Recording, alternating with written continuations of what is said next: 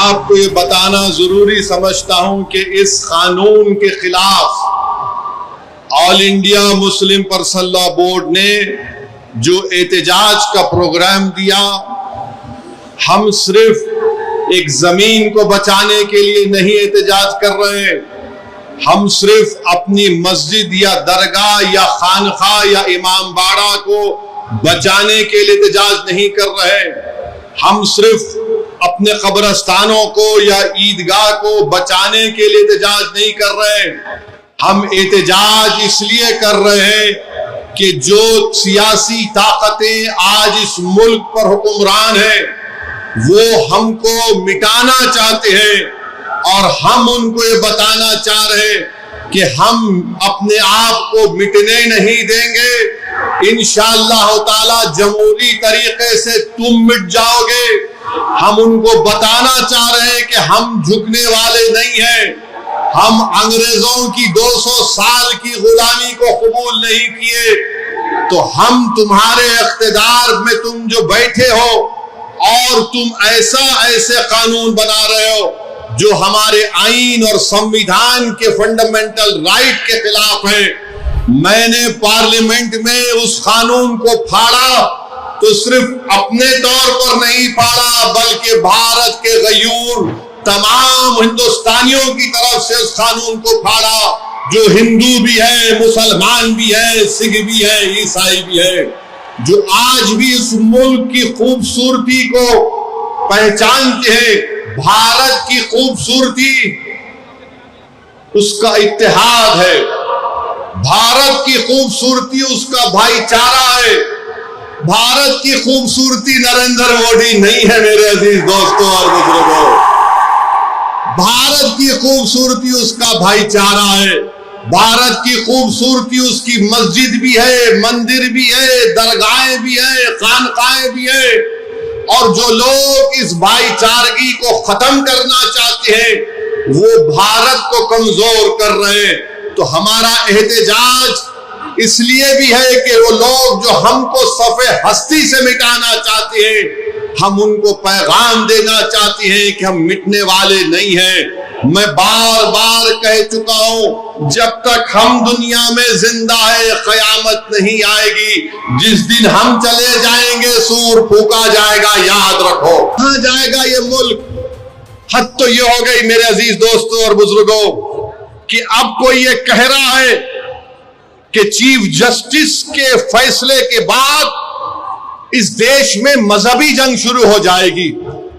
नरेंद्र मोदी जी, आप इख्तिदार पर हैं, आपकी पार्टी के लोग इस तरह की बात करेंगे?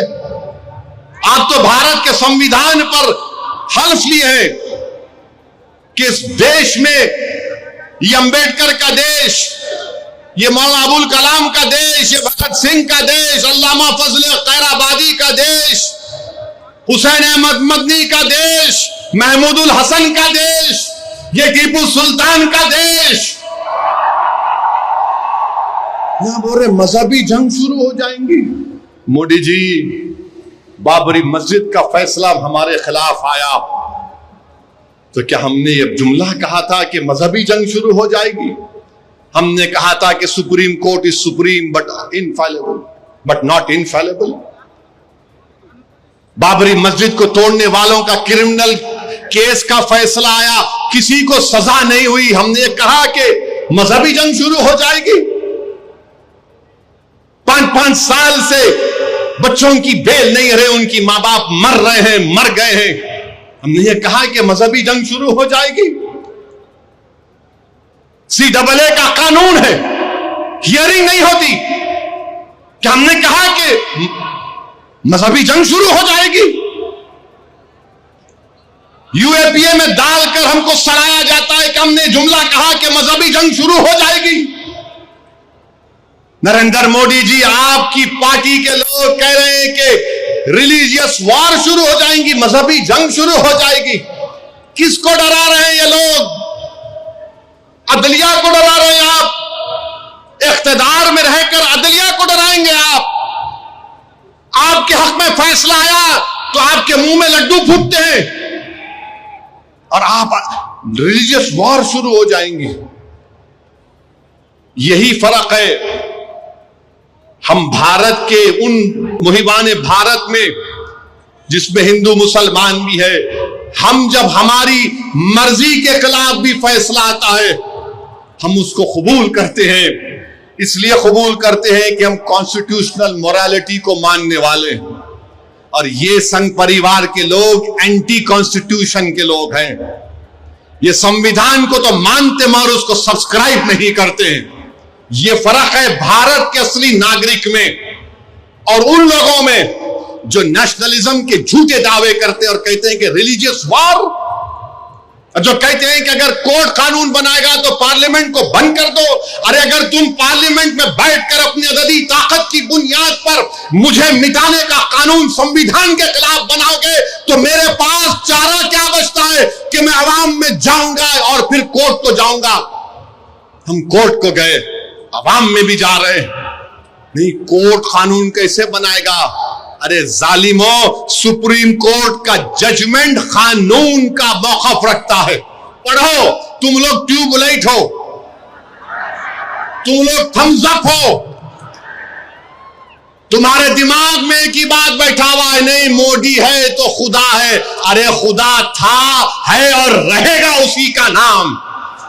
आइन है और रहेगा, मगर इस तरह धमकी देना अदालत को और फिर गवर्नर प्रेसिडेंट को बोल रहे हैं, उनको बोल रहे हैं अगर नहीं करे तो कानून बन जाएगा। अरे 142 क्या है प्यारे? 142 आइन का बनाने वाला अंबेडकर है। अंबेडकर में तुम्हारे से ज्यादा दूरअंदेशी थी। आप ये बोल रहे हैं कैसा बनाए, वो कैसा बनाए, हम ऐसा कर देंगे। मगर मेरे अजीज दोस्तों और बुजुर्गों, बीजेपी आइन पर एक फ्रॉड कर रही है और डरा रही है। रिलीजियस वार की धमकी बीजेपी दे रही है। मिस्टर मोदी, कौन रेडिकलाइज हो चुका है बताओ आप? सत्ता में आप हैं, आपके लोग रेडिकलाइज हो चुके हैं। इतना रेडिकलाइज हो चुके हैं कि कोर्ट को धमकी दे रहे हैं, रिलीजियस वार हो जाएंगी। मोदी जी, अगर ये धमकी देने वालों को आप नहीं रोकेंगे, देश कमजोर होगा और देश कभी भी माफ नहीं करेगा। आज सत्ता इख्तिदार आपके पास है, कल नहीं रहेगा इंशाअल्लाह ताला, कल नहीं रहेगा इंशाअल्लाह ताला। अब भारत का हिंदू भी जान चुका है कि वक्फ का कानून बनाए तो क्या मेरे को नौकरी मिलती। हिंदू जान चुका है कि मुसलमानों की नफरत को दिखाकर, मुसलमानों को डराकर वोट बटोरती आई बीजेपी। दिखाने के लिए कुछ नहीं है। 4.5-5% नौजवानों में बेरोजगारी है। उनके बेरोजगारी को दूर करने का कोई प्रोग्राम नहीं, मगर सिर्फ मुसलमानों को नफरत का निशान बना दो। तो मैं हमारे हिंदू भाइयों से भी अपील कर रहा हूं, जो आपके एंडोमेंट बोर्ड के लिए अच्छा है वो हमारे लिए भी अच्छा होना चाहिए। जो सिख गुरुद्वारा प्रबंधक कमेटी के लिए अच्छा है वो हमारे लिए भी अच्छा होना चाहिए। हमारा मुतालबा सिर्फ यही है कि हम अपनी वक्फ की जायदादों की हिफाजत कर सके। ABL 24 न्यूज, सच दिखेगा। ABL 24 न्यूज को सब्सक्राइब करें, ताजा खबरों के लिए बेल आइकन को दबाएं।